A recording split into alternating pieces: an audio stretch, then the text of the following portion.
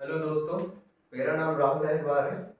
आज हम ADPO revision series start करने वाले हैं, जहां हम पहला एक्ट अभी जो स्टार्ट कर रहे हैं वो है नेशनल सिक्योरिटी एक्ट। ये वही एक्ट है जो अभी जो अमेंडेड सिलेबस है उसके थ्रू ये एडीपीओ के सिलेबस में जोड़ा गया है। ठीक है, तो अभी हम जो देखेंगे नेशनल सिक्योरिटी एक्ट, इसका जो जनरली नाम है आपने अभी कोरोना टाइम में बहुत सुना होगा कि जिसने रेमडेसिविर जैसी दवाई थी उसकी जमाखोरी करी तो उस पे एनएसए लगा दिया गया। और जैसे किसी एसेंशियल कोई कमोडिटी है, आवश्यक वस्तु है जिसका पब्लिक इंटरेस्ट में जरूरी है, जिसका आपने जमाखोरी करके रखी है, तो वहां जनरली आपने एनएसए का नाम बहुत सुना होगा। या मान लो पब्लिक पीस है, उसको आप डिस्टर्ब कर रहे हो, आतंक कोई व्यक्ति है जो पब्लिक पीस को डिस्टर्ब कर रहा है, तो वहां पे एनएसए का बहुत होगा, जिसको जनरली रासुका वगैरह भी बोलते हैं। ठीक है, तो ये टाइप का क्या है, प्रिवेंटिव डिटेंशन लॉ है, नेशनल सिक्योरिटी है, राष्ट्रीय सुरक्षा अधिनियम 1980। ठीक है, तो ये कब इनफोर्स में आया? 27 दिसंबर 1980 में। ठीक है, अब देखिए, जैसे हम इसको क्योंकि ये रिवीजन वाला हम बनाने वाले हैं, तो रिवीजन में हम इसकी जो इम्पोर्टेंट सेक्शन है हम उस पर ज्यादा फोकस करेंगे। ठीक है, तो सबसे पहले हम देखते हैं section 1, short title and extend. तो शॉर्ट टाइटल में तो यही हो गया, इसका नाम क्या है, नेशनल सिक्योरिटी है। और ये कहाँ पे एक्सटेंड होता है? ये whole of the India extend होता है। ठीक है, फिर इसमें हम आते हैं डेफिनेशन क्लॉज में। तो इसमें फर्स्ट जो डेफिनेशन है वो है एप्रोप्रिएट गवर्नमेंट की। तो एप्रोप्रिएट गवर्नमेंट में कौन कौन शामिल हो जा रहा है? सेंट्रल गवर्नमेंट और स्टेट गवर्नमेंट। ठीक है, और साथ साथ इनके द्वारा जो भी सबऑर्डिनेट ऑफिसर अपॉइंटेड किए गए हैं वो भी इसमें एप्रोप्रिएट गवर्नमेंट में शामिल है। ठीक है, और जैसे दूसरी देखें तो अपन भी डिटेंशन ऑर्डर है, सी में फॉरेनर है, डी में पर्सन है। जो पर्सन में एक डेफिनेशन दी है कि पर्सन में इंक्लूड है कौन? फॉरेनर भी।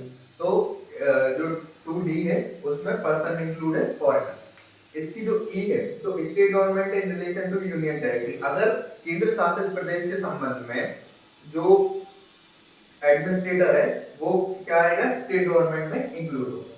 ठीक है, अब देखिए इसमें जो सबसे इंपॉर्टेंट सेक्शन है, जो अपन बोल सकते हैं कि इसकी जान है, और साथ साथ इसके बहुत ज्यादा चांसेस है कि ये क्वेश्चन इसमें से बन सकता है। ठीक है, तो ये क्या बात करता है? Power to make order detaining certain person, मतलब कुछ व्यक्तियों को निरुद्ध करने का आदेश करने की शक्ति। देखिए अब इसमें क्या है, जो सेंट्रल गवर्नमेंट या स्टेट गवर्नमेंट को क्या लगता है कि जो 3A बोलता है कि अगर वो उनको सेटिस्फेक्शन होता है कि कोई व्यक्ति क्या कर रहा है, in due to preventing him to acting in a manner judicial to the defence. क्या ग्राउंड है? इसके 3 ग्राउंड है। सबसे पहले, कोई व्यक्ति डिफेंस ऑफ इंडिया पे इफेक्ट करने वाला है, ये सेंट्रल और स्टेट गवर्नमेंट को अगर ये सेटिस्फेक्शन होता है, या जो हमारा फॉरेन पावर है, जो फॉरेन रिलेशन है अदर कंट्री के साथ, उस पर कोई इफेक्ट करने वाला है, या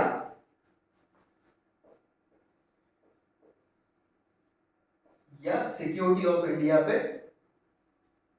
इफेक्ट करने वाला है, तो एनी पर्सन। तो ये किस पे, अगर ऐसी कंडीशन सेटिस्फाइड होती है सेंट्रल गवर्नमेंट या स्टेट गवर्नमेंट, तो उस व्यक्ति को क्या कर दिया जाएगा? उसके विरुद्ध में डिटेनिंग ऑर्डर पास कर दिया जाएगा, मतलब निरुद्ध करने का आदेश पारित हो जाएगा।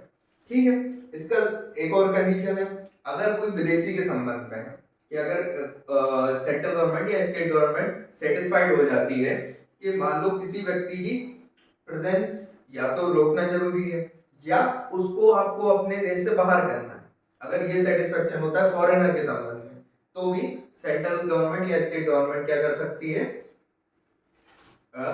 डिटेनिंग ऑर्डर पास कर सकती है। ठीक है, अब देखिए इसका सबसेक्शन 2 बोलता है कि सेंट्रल गवर्नमेंट और स्टेट गवर्नमेंट अगर सेटिस्फाइड होती है किसी व्यक्ति के संबंध में कि अगर उसका कोई मैनर जो प्रेजुडिशियली है किसके इफेक्ट में, मतलब क्या कर रहा है, सिक्योरिटी ऑफ स्टेट में, या कोई मैनर है मेंटेनेंस ऑफ पब्लिक ऑर्डर, या एक्टिंग कर रहा है to maintenance of supplies of services, जो कोई एसेंशियल सप्लाई या सर्विसेज है उसके प्रेजुडिशियल में कोई विरोध में कोई कार्य कर रहा है, तो क्या कर सकते हैं, उस अगर उचित समझती है सेंट्रल गवर्नमेंट स्टेट गवर्नमेंट, तो क्या कर सकती है, रिटर्निंग ऑर्डर पास कर सकती है। ठीक है, इसका एक्सप्लेनेशन बोलता है, इसमें एक्सप्लेनेशन में ये बोल के इसको कर दिया है कि एसेंशियल जो कमोडिटी जो अपन ने बात करी है सबसेक्शन 2 में, उसमें क्या इंक्लूड नहीं होगा, वो does not include acting any manner prejudicial to the maintenance of supplies of commodity essential to the commodity, जो किसमें डिफाइन की गई है, section 3 of subsection 1 of prevention of black marketing and maintenance of supplies and essential commodity act. ठीक है, तो जो उसमें जो बताए गए एसेंशियल सब्जेक्ट उसको ये इससे बाहर किया गया है। ठीक है, अब देखिए, अब इसका जो सबसेक्शन 3 है, ये पूरा ही सेक्शन इंपॉर्टेंट है, तो इसको आप बिल्कुल डायरेक्ट रख के और जो मैं पढ़ाता जा रहा हूं उसको आप मिलाते जाइए और साथ साथ उसका रिवाइज करते जाइए। ठीक है, जो सबसेक्शन 3 बोलता है, if having regard to the circumstances prevailing और likely to prevail in any area local limits of the jurisdiction of district magistrate. इसमें क्या है, जो अपन ने जो अभी एप्रोप्रिएट गवर्नमेंट में बात करी थी कि सेंट्रल गवर्नमेंट, स्टेट गवर्नमेंट और सबऑर्डिनेट ऑफिसर, तो अब सबऑर्डिनेट ऑफिसर को इन्होंने बता दिया कि सबऑर्डिनेट ऑफिसर में कौन कौन होगा, सबऑर्डिनेट ऑफिसर में होगा डिस्ट्रिक्ट मजिस्ट्रेट और कमिश्नर ऑफ पुलिस। ठीक है, जिसका उस जगह में जुरिडिक्शन है। ठीक है, अगर state government satisfied is necessary to do में ऑर्डर। ठीक है, अगर ये क्या करते हैं, जो डिस्ट्रिक्ट मजिस्ट्रेट है या कमिश्नर ऑफ पुलिस है, ये क्या करते हैं, एक रिपोर्ट पहुंचाते हैं और जिससे स्टेट गवर्नमेंट क्या सेटिस्फाइड हो जाती है। ठीक है, और तो ये क्या करेंगे, स्टेट गवर्नमेंट फिर क्या कर सकती है, डिटेनिंग ऑर्डर पास कर सकती है। ठीक है, इसकी रिपोर्ट पे डीएम और कमिश्नर ऑफ पुलिस के रिपोर्ट पे। ठीक है, अब देखिए, अब इसका है proviso provided that the period specified in order made by the state government under this subsection shall in the first instance exceed 3 month. अब देखिए, इसमें देखिए हमें क्या बहुत इंपॉर्टेंट है, इसमें ध्यान रखना क्या है कि जो ये डिटेनिंग ऑर्डर पास होगा, ठीक है, तो जो डिटेनिंग ऑर्डर पास हो गया वो एक बार में 3 मंथ से ज्यादा का नहीं होगा। ठीक है, तो जो भी डिटेनिंग ऑर्डर है वो 3 मंथ से ज्यादा एक्सीड नहीं करेगा। अब देखिए, बट इसमें भी चीज बोल दी है, अगर स्टेट गवर्नमेंट सेटिस्फाइड हो जाती है कि ऐसी कोई कंडीशन ऐसी बनती है, अपोजिट कंडीशन ऐसी बनती है, सर्कमस्टेंसेस कि उसका टाइम का बढ़ाया जाना है, तो वो क्या करेंगे, ये एक बार में तो आप 3 महीने बढ़ाओ, लेकिन अगर ऐसी कंडीशन फिर कुछ ऐसी लगती है और गवर्नमेंट उससे सेटिस्फाइड होती है, तो ये क्या करेगी, उसको कैसे बढ़ा सकती है, मान लीजिए उसके बाद उनको लगता है तो ये 1 मंथ और बढ़ा देंगे, या मान लीजिए 2 मंथ बढ़ा सकते हैं, लेकिन एक बार में 3 महीने से ज्यादा का नहीं होगा। उसके बाद भरिए आप 1 महीने या 2 महीने ऐसे बढ़ा सकते हैं, लेकिन एक बार में 3 महीने से ज्यादा का नहीं होगा। ठीक है, अब देखिए इसका जो सबसेक्शन 4 है, अब जो सबसेक्शन 4 है वो क्या बात करता है कि अगर कोई ऑर्डर पास किया जाता है ऑफिसर के द्वारा, तो आपको क्या करना है, 12 दिन के भीतर 12 दिन के भीतर विद इन 12 डेज किसको रिपोर्ट करना है, आपको स्टेट गवर्नमेंट को। जो सबऑर्डिनेट ऑफिसर जो अपन ने बात करी है, डिस्ट्रिक्ट मजिस्ट्रेट, अगर इन्होंने कोई ऑर्डर पास किया है तो स्टेट गवर्नमेंट के पास वो रिपोर्ट जाएगी, और अगर वो 12 दिन में अप्रूवल कर देते हैं तो वो ऑर्डर प्रिवेल करेगा, और अगर उन्होंने 12 दिन में अप्रूव नहीं किया तो वो वहीं पे खत्म हो जाएगा। ठीक है, अब देखिए इसमें ना एक और बात की गई है, इसमें बोला है कि अगर जो सेक्शन 8 में ग्राउंड दिए गए हैं, तो उसमें अभी हम आगे अपन उस सेक्शन पे डिस्कस करेंगे सेक्शन 8 को। तो अगर कोई सेक्शन 8 में कोई ऑर्डर पास किया गया है, तो इधर पे जो 12 डेज की बात करिए, तो उस वाले सेंस में सिर्फ जो उसमें टाइम दिया उसमें 20 डेज का माना जाएगा, मतलब 12 दिन को 20 दिन समझा जाएगा, सिर्फ उस सेक्शन 8 में। ठीक है, अब देखिए सबसेक्शन 5 देखिए, when any order is made approved by the state government under this section the state government within 7 days report to the fact of the central government together with the grounds of which the order has been made and such other particular। अब देखिए, अब इधर इन्हें इसको inform कर दिया state government. अब state government with in 7 days जब इनने ऑर्डर पास किया, अप्रूव किया, किसको इन्फॉर्म करेंगे? Central government. तो देखिए क्वेश्चन बेस्ड में सबसे ज्यादा जो बनते हैं वो टाइम लिमिट पे ही पूछे जाएंगे। जैसे कब अप्रूव करें, जैसे इनको रिपोर्ट कितने दिन में भेजनी है स्टेट गवर्नमेंट को? 12 दिन में। ये स्टेट गवर्नमेंट सेंटर को कब देगी? 7 दिन में। ठीक है, तो ये जो सेक्शन है 3 ये कंप्लीट होता है। ठीक है, अब इसके बाद अपन देखते हैं section 4 the execution of the detention order. तो ये जो है, जो डिटेंशन ऑर्डर है वो एज अ सेम चलेगा जैसे वारंट जो हम सीआरपीसी में पढ़ते हैं, तो वारंट का execution whole of the India में हो सकता है, उसी प्रकार इसका भी एग्जीक्यूशन होल ऑफ इंडिया में हो सकता है, और जो मैनर प्रोवाइड किया गया है सीआरपीसी में वो उससे गवर्न होगा। ठीक है, अब देखते हैं सेक्शन 5 है power to regulate place and condition of detention. अब देखिए क्या करते हैं हम, जब उसको डिटेन करेंगे तो कोई भाई जगह, कोई मैनर, कैसे उसको रखा जाएगा, कौन सी जगह पर रखा जाएगा, ये सब होगा। तो इसमें बताया गया है कि अगर किसी व्यक्ति को डिटेन किया गया है और वो उसको मेंटेन, अपन ने उसको डिटेन करके रखा है गवर्नमेंट ने, और वो उसके जो उन्होंने मैनर बताया उसको फॉलो नहीं कर रहा है या डिसिप्लिन में नहीं है, तो उस पर गवर्नमेंट चाहे तो एप्रोप्रिएट गवर्नमेंट उस पर पनिशमेंट भी दे सकती है, जनरल और स्पेशल ऑर्डर के through. B had to be removed from the one place to the detention to another place within same state or another state by the order of appropriate government। उस व्यक्ति को एक जगह से दूसरी जगह या एक स्टेट से दूसरे स्टेट में एप्रोप्रिएट गवर्नमेंट के अप्रूवल के थ्रू उसको भेजा जा सकता है। ठीक है, इसका है अब इसका प्रोविजो क्या बोलता है।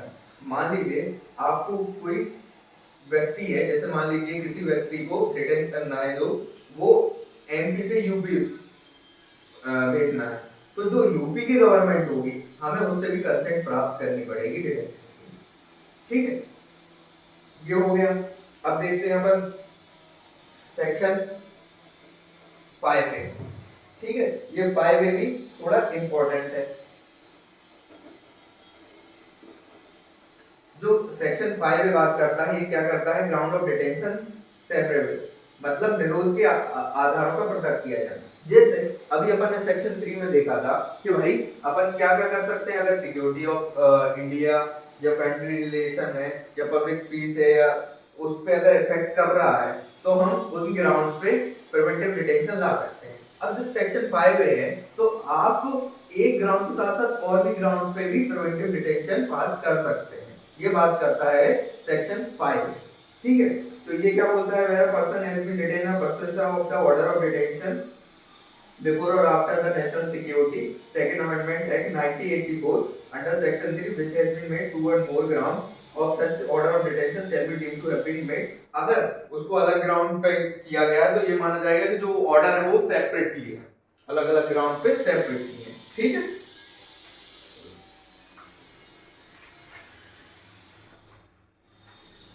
अब देखिए इसका ए बोलता है such order not to be deemed invalid or inoperative merely because of some of the grounds is or are।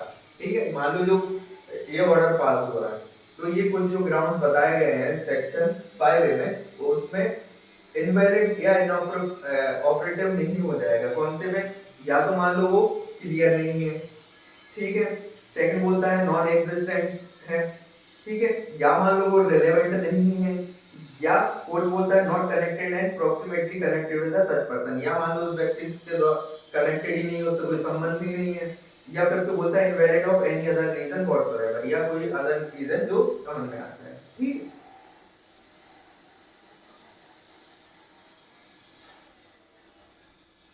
ठीक है, तो इसमें बस इतनी बात हमें ध्यान रखनी कि अगर सेपरेबल ग्राउंड्स पे अगर हो रहा है तो उसके लिए सेपरेट ऑर्डर पास किया जाएगा, और अगर वो क्लियर नहीं है या रिलेवेंट नहीं है तो उससे उस ऑर्डर पे कोई इफेक्ट नहीं पड़ेगा।